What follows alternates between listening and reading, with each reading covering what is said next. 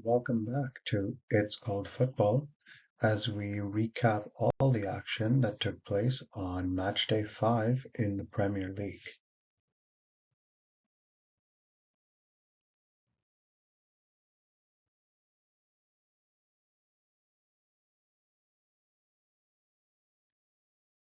So, in case you forgot or you've been caught up in all the other football action that's been going on over this week, for those of you that aren't aware, teams that play in Europe's elite competition, the Champions League, would have already played some of their games today. There are more coming tomorrow. But we'll talk more about that in another video coming up. For now, just a quick reminder of the fixtures that took place on match day 5. We saw Liverpool travel to Wolves, Crystal Palace traveling to Aston Villa, Fulham hosting Luton Town, Manchester United hosting Brighton and Hove Albion in one of the clashes of the weekend, Tottenham Hotspur hosting Sheffield United. And the score lines, for the most part, were expected, with probably one, maybe two surprises in there. Liverpool had to really battle it out until the second half, where they started to take control, and they finally ended up coming out fairly comfortable 3-1 winners in their game against Wolves. Aston Villa, meanwhile, fell behind to Crystal Palace, and it actually took them until after the 90th minute in stoppage time where they got all three of their goals to win this match. So probably a bit of a heart and mouth type of match for those poor Villa fans, but they probably weren't complaining at the final whistle. Fulham fans ultimately did get the 3 points against Luton Town, who remain without a win, without any points so far in this league season. Fulham might have been a little disappointed not to have scored more, but hey, at least they got their win. Manchester United, if you remember from our Matchday 5 preview video, they have a stellar record at their home ground, Old Trafford. In fact, the last team that actually beat them there in the league was Brighton and Hove Albion in the very first game of last season in the summer of 2022. Unfortunately for United, lightning has struck twice because Brighton, although they weren't really in the game for the first 15 minutes or so, they quickly adjusted their tactics, their strategy, and eventually Brighton came out fairly deserved 3-1 winners. Talk more about that in a bit. And Tottenham Hotspur, much like Aston Villa, fell behind to Sheffield United and left it until the 12 minutes of stoppage time at the end of the match to score both of their goals and get this win. The other fixtures in matchday 5 saw West Ham United host Man City, and probably the other big clash of the weekend, given that both of those teams were unbeaten and sitting in the top four going into the weekend. Newcastle hosted Brentford in a match which was probably more important to Newcastle in terms of getting their league run on the right track again. Bournemouth then hosted Chelsea in Sunday's first match, while Everton played host to Arsenal in the later match on Sunday. And then yesterday, on Monday, we saw the final match of this match day where Nottingham Forest took on Burnley.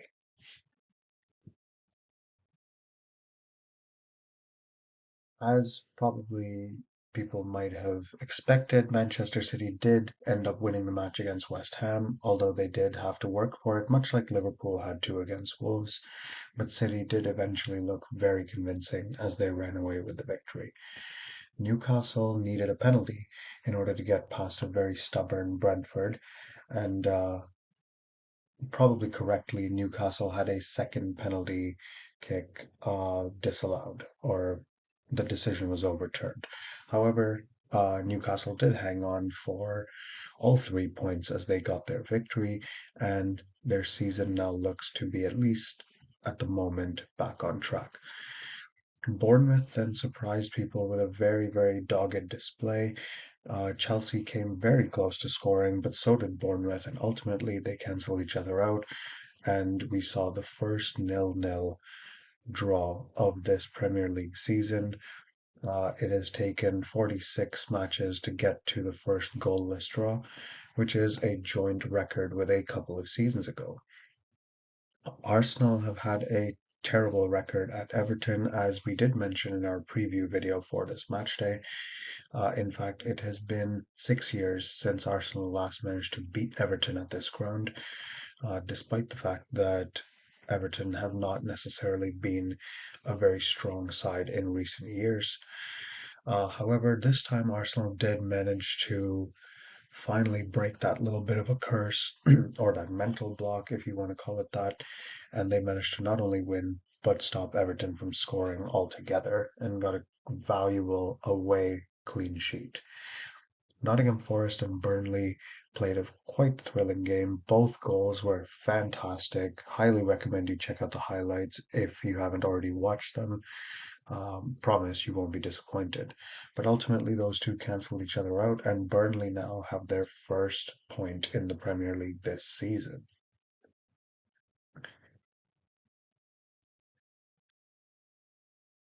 So, where do these results leave us in terms of the league table?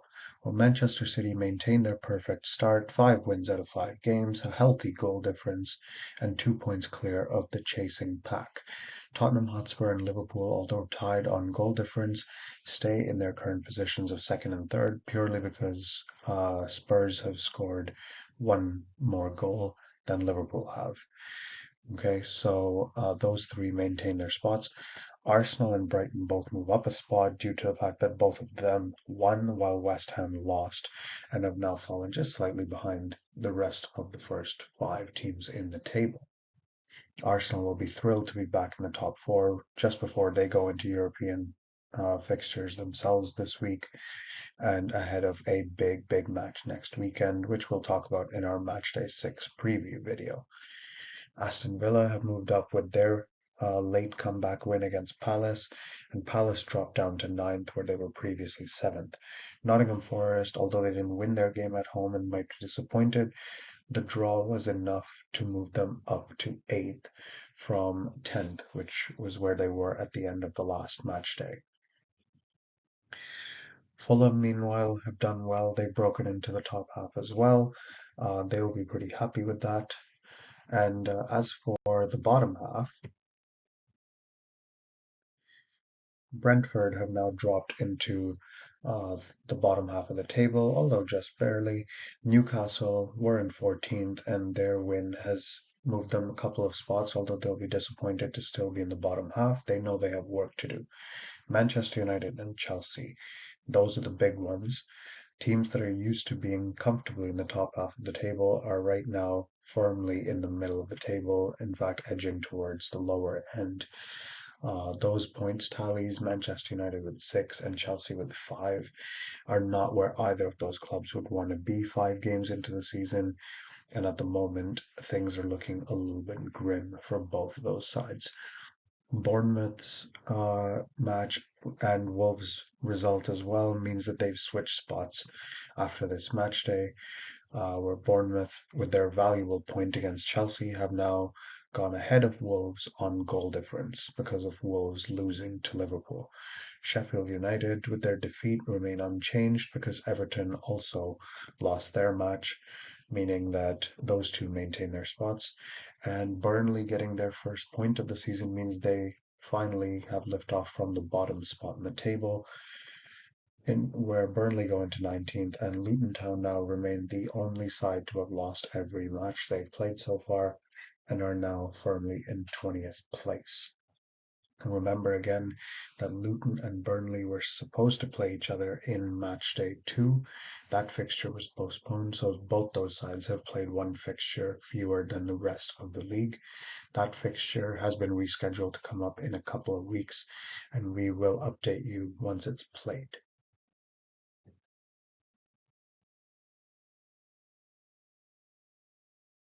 So, some of our big moments that we felt stood out from match day 5. First of all, Mohamed Salah.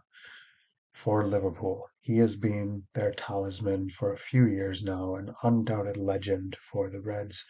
And he stepped up again, although he might be going through a bit of an inconsistent spell with regards to scoring goals.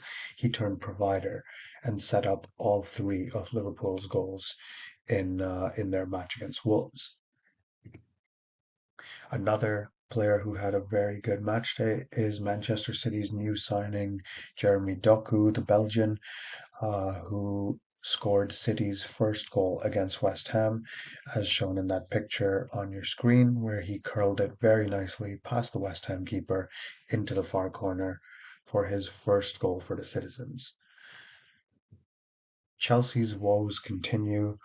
Uh, they probably could have scored, and if luck had gone a little bit more in their favor, they probably would have had one or two of their efforts find the net. As it stands, they continue this rather underwhelming run of form, an underwhelming set of results, and it's difficult to pinpoint exactly where their troubles lie. But they do have a squad of players who perhaps haven't played enough together, and they have too many players there to get a consistent chemistry getting built up between players on the pitch. Their manager will have to fix up that problem soon, otherwise they run the risk of finishing a second season in the bottom half of the table. Arsenal, on the other hand, seem to have found systems that work, especially when plan A doesn't. Everton were very, very defensively solid and played pretty much the entire game defensively, rarely threatening any sort of attack of their own. But it did take substitute for Arsenal, Leandro Trossard, the one player in red that you see there. He was the one who finally broke the deadlock for Arsenal, and that was a big moment to end their barren results at Everton's ground over the last few years. Another moment which sparked a lot of discussion was the fact that Arsenal chose not to play their regular first choice keeper of the last couple of years, sorry, Aaron Ramsdale, and opted instead for their new loan signing of David Raya, who has joined the Gunners on loan for the season from Brentford. People were surprised because Ramsdale hasn't really done anything to merit being dropped. However, it's very possible that he's simply being rested and not risked ahead of Arsenal's return to the Champions League on Wednesday. David Raya did put in a very composed and quality performance. You could see the calmness that he brought to the side if you watched the match, and the defenders seemed to be very comfortable knowing that he was the one guarding the posts behind them. Now, the biggest story probably is the fact that the Red Devils, Manchester United, look to be in very, very big trouble at the moment. They have players unavailable for off the pitch incidents, which we talked about in our Matchday 5 preview. That obviously has affected the squad balance and how they can play because some of their regular players are unavailable. However, even without that, their injuries and the players that are available are still not performing to the level you would expect of Manchester United. Their players that are pictured here, the one on the right, Casemiro, is a seasoned veteran and a serial trophy winner. And yet he seems off the pace a little bit for Manchester United this season compared to last year.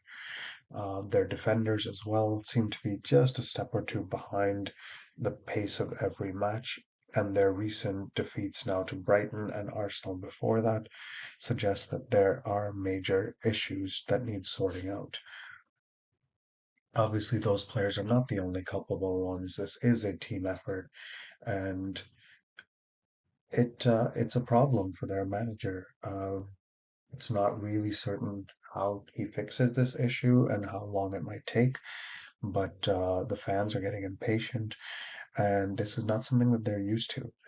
However, a huge amount of credit has to be given to Brighton, who adjusted their game plan very effectively when they saw that they were being overrun by United in their match. Former United player Danny Welbeck, pictured on that photo on the right, was the one who scored the opening goal of the match between these two sides on the weekend.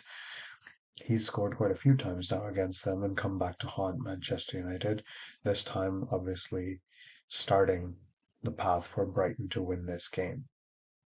However, you can see in this bottom right picture that United's defensive issues go far beyond injuries and players being unavailable due to off the pitch incidents. Their defensive shape and the responsibilities of various players simply don't seem to be up to par for what United fans expect of their players.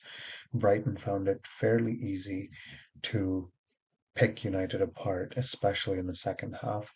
And honestly, United are kind of lucky that Brighton only got 3 goals. It could have been a lot more.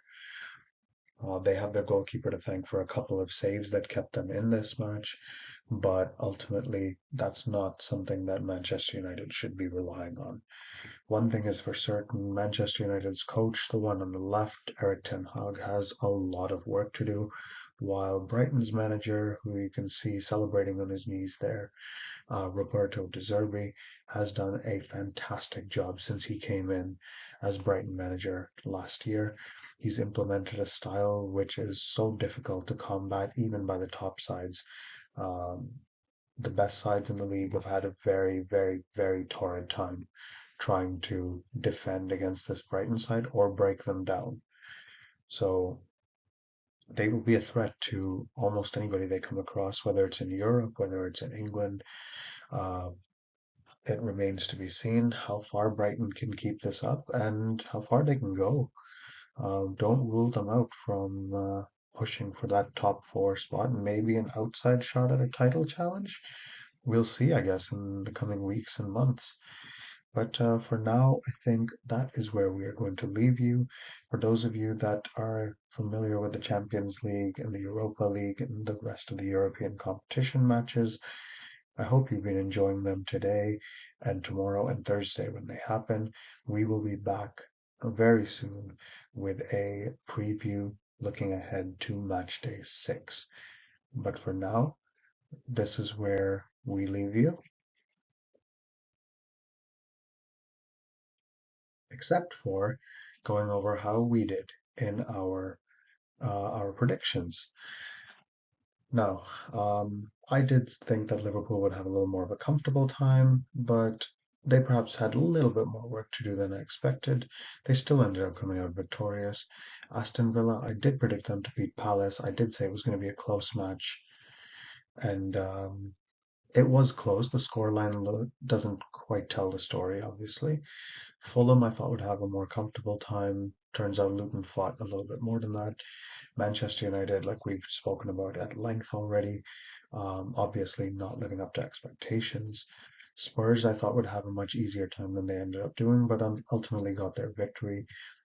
Luckily, we got Manchester City's results spot on. So, although as an Arsenal fan, I'm not overly thrilled that City keep winning, um, I guess I'm somewhat happy that I can at least judge the teams properly. Newcastle and Brentford, honestly, I was a little surprised it wasn't a more open game, but Newcastle did win by a goal. Don't really count that in my favor. It's a little off in terms of scoreline. Um, Chelsea, I thought they might get a fluky goal to win. If you remember, that's what I mentioned in my Matchday 6 preview. Ultimately, they didn't find their goal and couldn't find a way past Bournemouth. Again, just like in Matchday 4, I'm quite happy that I got this prediction wrong for Arsenal. I did think that perhaps they might be unable to break Everton down, but a moment of magic from their substitute Trossard did manage to get their victory for them, and they were defensively solid at the back.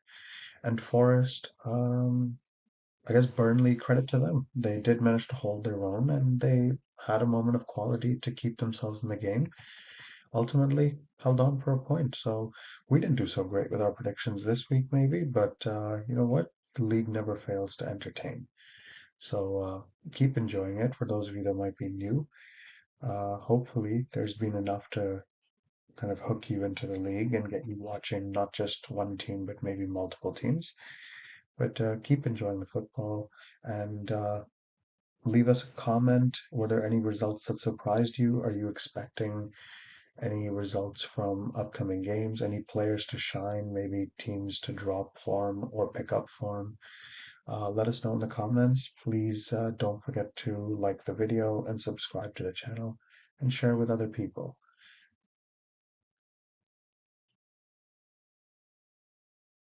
This is where we'll actually leave you now, but just remember, it's called football.